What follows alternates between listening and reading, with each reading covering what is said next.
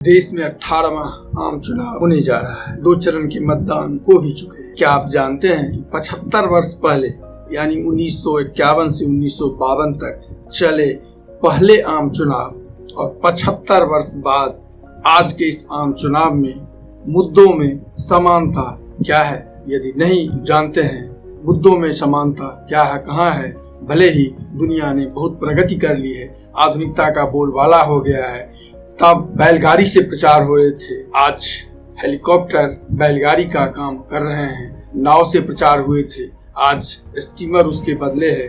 तमाम आधुनिक गाड़ियां हैं, पर फिर भी कहीं न कहीं एक सबसे बुनियादी जो समानता है, आइए उस चुनाव पर बात करते हैं। तो बात करते हैं आज देश के पहले आम चुनाव की। नमस्कार, प्रतिध्वनि में आपका स्वागत है। मैं हूँ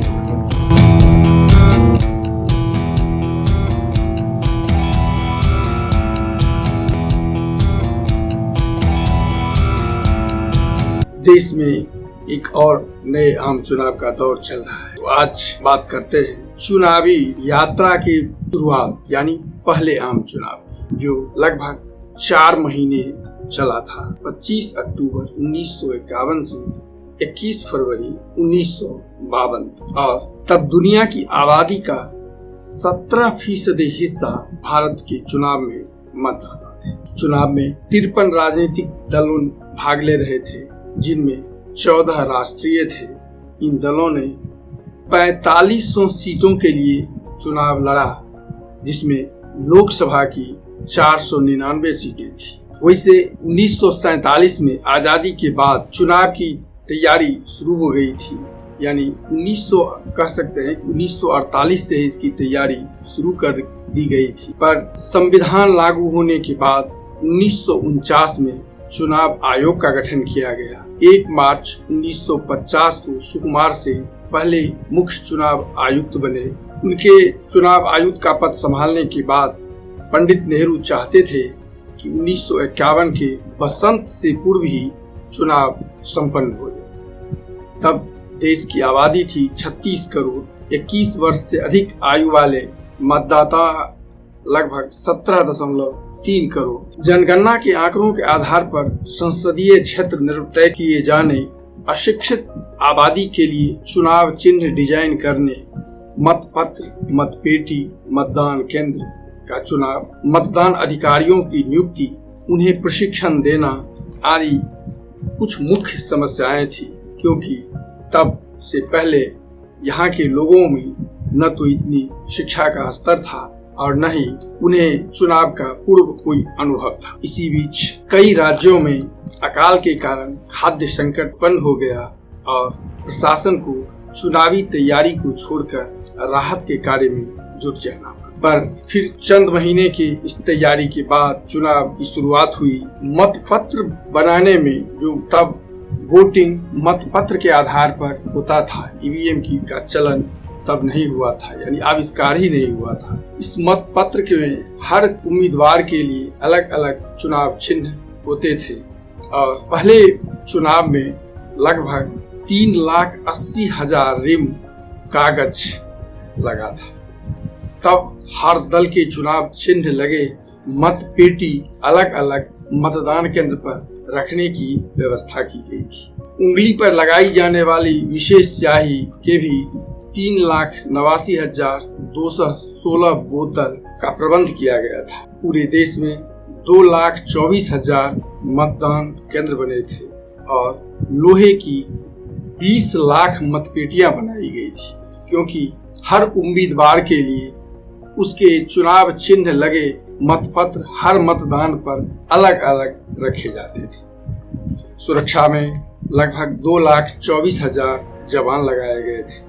लोगों को मतदान प्रक्रिया की जानकारी देने को साल भर पहले से ही लगभग देश के 3,000 सिनेमा घरों में डॉक्यूमेंट्री के माध्यम से उन्हें चुनाव से संबंधित जानकारी दी जा रही थी। सबसे बड़ी समस्या थी महिलाओं द्वारा अपना नाम बताने में झिझकने की। उस समय शिक्षा के स्तर और पर्दा प्रथा के कारण खासकर ग्रामीण क्षेत्र की महिलाएं या अशिक्षित महिलाएं भी अपना नाम लेने में कतराती थी और वो अमुक की पत्नी या अपने किसी बच्चे या आमतौर पर जो बड़े बच्चे होते थे उनकी मां कहलाना ही चाहती थी।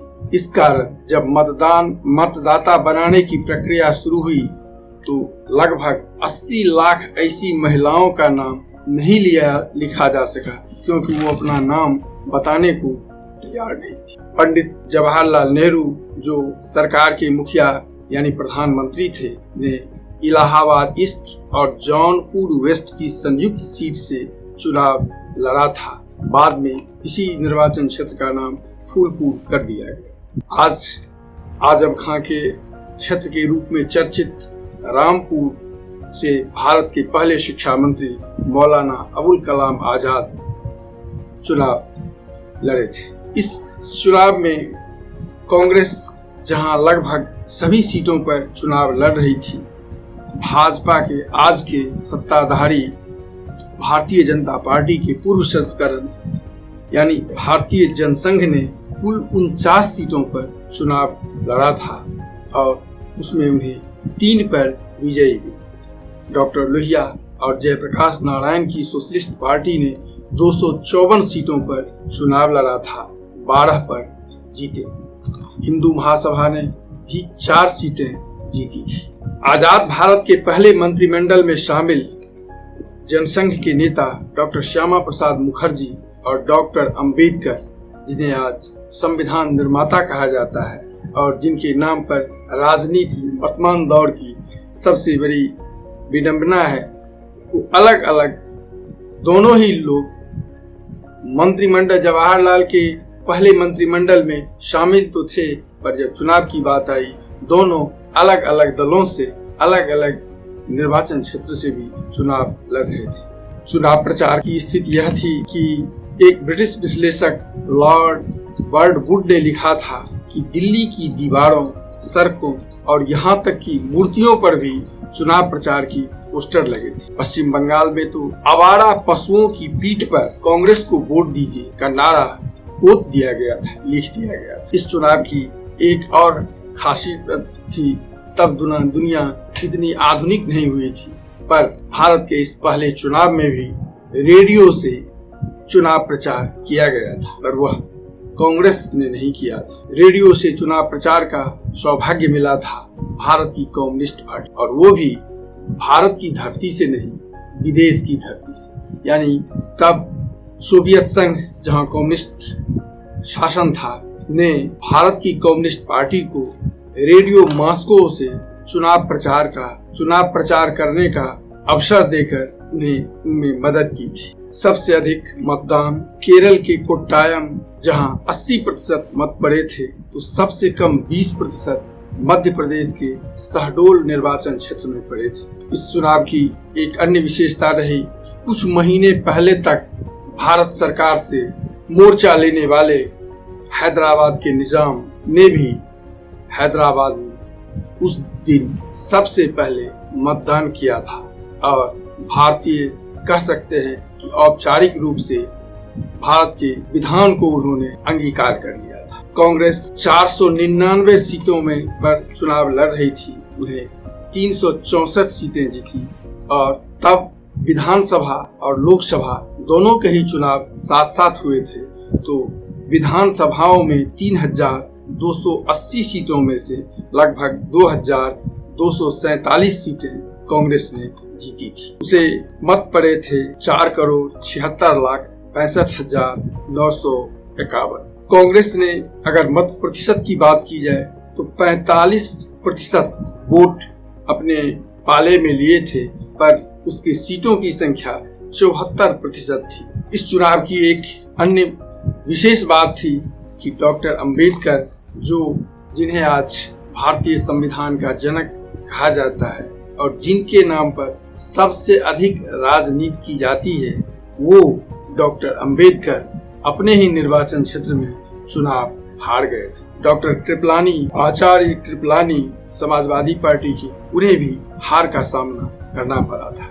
बाद में तो कृपलानी बिहार के भागलपुर से उपचुनाव जीतकर लोकसभा पहुंचे थे। कम्युनिस्ट पार्टी को मात्र 16 सीटें मिली थी, पर संसद की सबसे बड़ी पार्टी होने के कारण उन्हें मुख्य विपक्षी दल का दर्जा दिया गया था।